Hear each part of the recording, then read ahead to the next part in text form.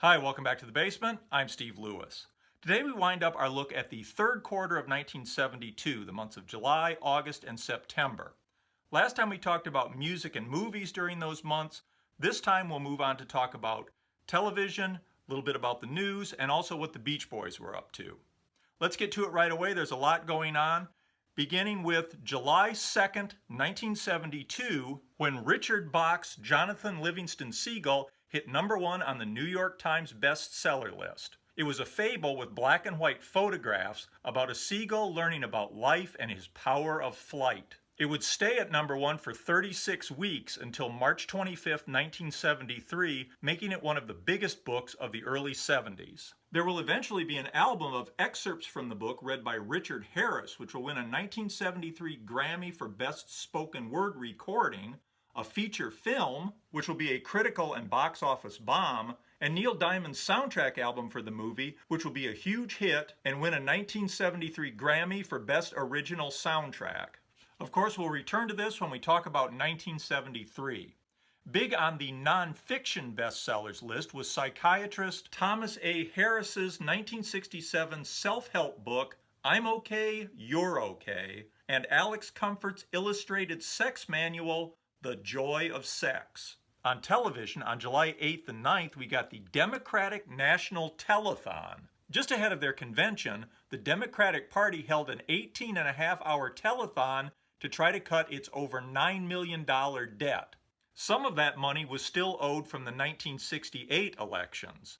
They even tried to appeal to non-Democrats by saying contributing would help preserve America's two-party system. The next day, the Democratic National Convention began in Miami, Florida. Over the spring, South Dakota Senator George McGovern had emerged from the pack of potential presidential candidates. As the convention began, it was still far from certain who the candidate would be, though famed oddsmaker Jimmy the Greek was giving 10-to-1 odds that it would be McGovern. Eventually, it was McGovern who received the party's nomination. His choice for vice president was young Missouri Senator Thomas Eagleton. Within a few days, it emerged that Eagleton had a complicated medical history, having been hospitalized 3 times for depression and having received electroshock therapy. Probably worse, he had failed to disclose his history to McGovern when he was being vetted for the ticket. With the Cold War in full swing, concerns were raised about Eagleton potentially having his finger on the button.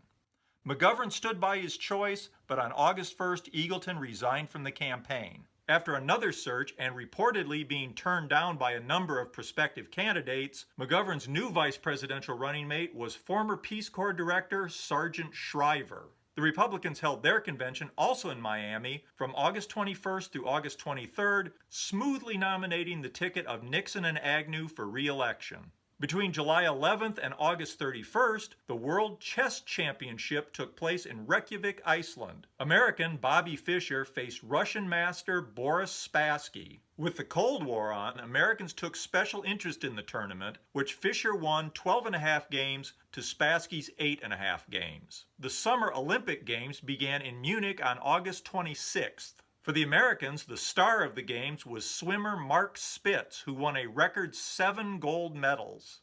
Of course, the games were overshadowed, shockingly, by the deaths of 11 Israeli athletes in a terrorist attack on September 5th.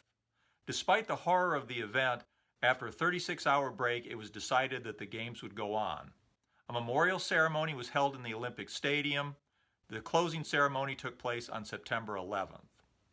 On September 15th, 7 men, including 2 former White House aides, E. Howard Hunt and G. Gordon Liddy, were indicted in the June 17th break-in at the Democratic National Headquarters in the Watergate office complex. The big week of the new fall TV season started on Monday, September 11th, 1972.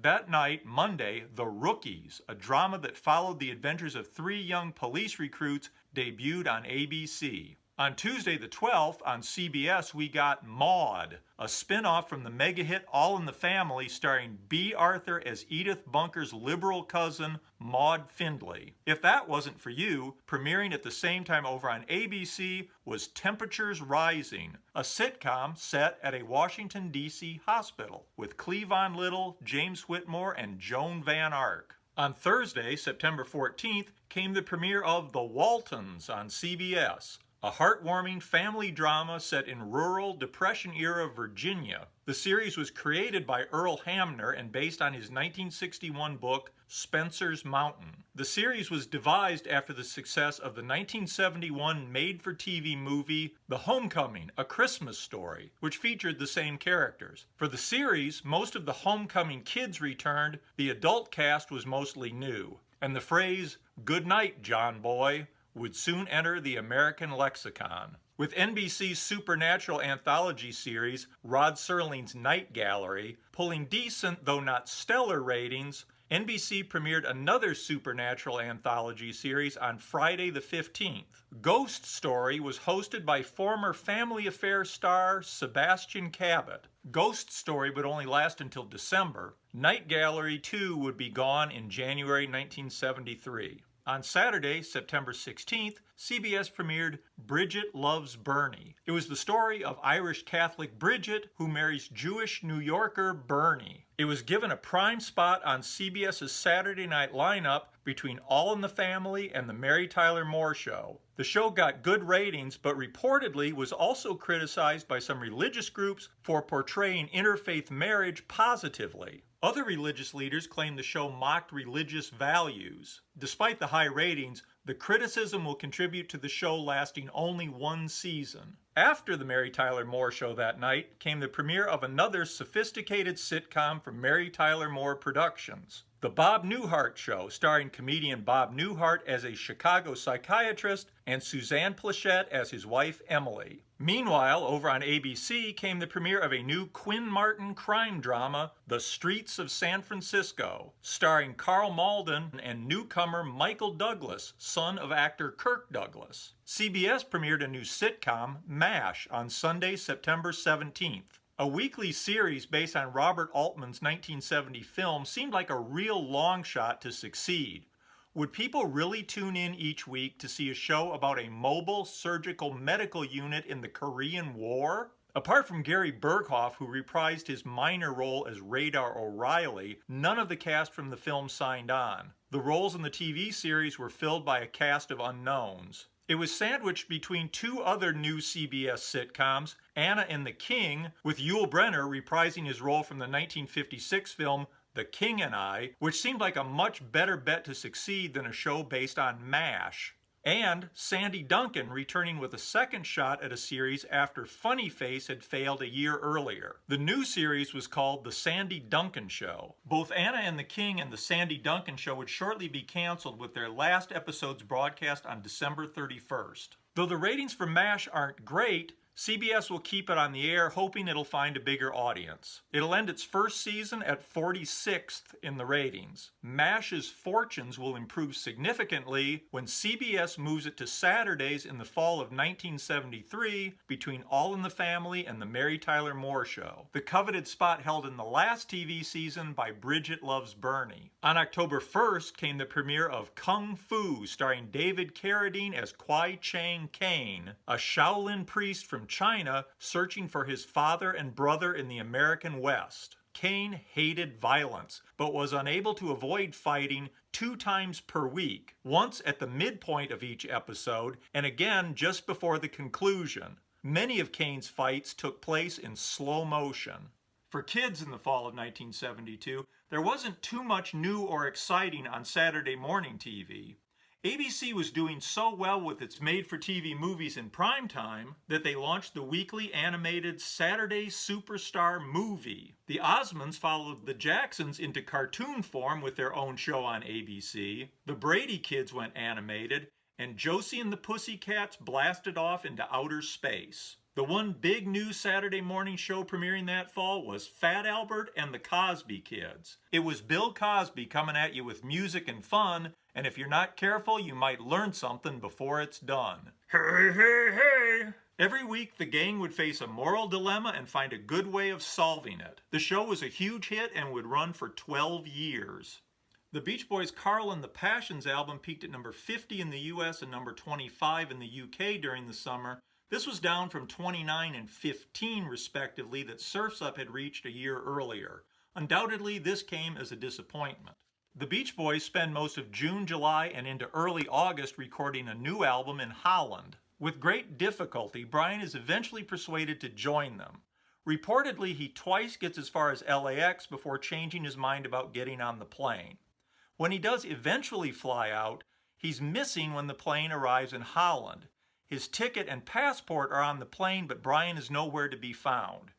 Eventually, he's located having fallen asleep on a couch in the duty-free lounge at Schiphol Airport in Amsterdam. Despite all the logistical issues, the recording sessions are productive. On August 5th, the group fly back to the States for a tour of the U.S. from August 8th through September 9th. During this tour and shows earlier in the year, Dennis is reportedly looking a little lost on stage. No longer the group's drummer, he walks around with his hands in his pockets and sometimes appears to be faking it when he's supposed to be contributing a harmony vocal. He also reportedly is turning up at more shows drunk, sometimes making inappropriate comments to the audience and disrupting the show with his onstage antics. Sources say, and it's easy to believe, that Dennis was feeling unappreciated and out of sync with the Beach Boys. He certainly said as much in interviews. Once again, it makes me sad for the missed opportunity that there might have been had he gone ahead and launched a solo career in the early 70s. As the U.S. tour ends, so unexpectedly does the Beach Boys' tenure in Holland. They pack up the $500,000 of recording equipment they'd had shipped there earlier in the year and return it to L.A. Brother Records sets up a permanent office in Holland, and manager Jack Riley is so enamored with the country that he decides to stay there and manage the band long distance. I'm sure you can guess how well that's going to work out. That'll bring us to the end of the third quarter of 1972. If you remember those days, please let me know. Am I capturing the essence of the times? Have I left out any major things that we should have hit? Of course, we'll still move on to the fourth quarter. If you don't remember those days, are you feeling like you missed some good times, or that you dodged a bullet, or a little bit of both? Again, I always look forward to your comments, insights, and feedback. We will see you next time when we carry on with the very, very eventful fourth quarter of 1972. Thanks for watching. See you next time. Bye.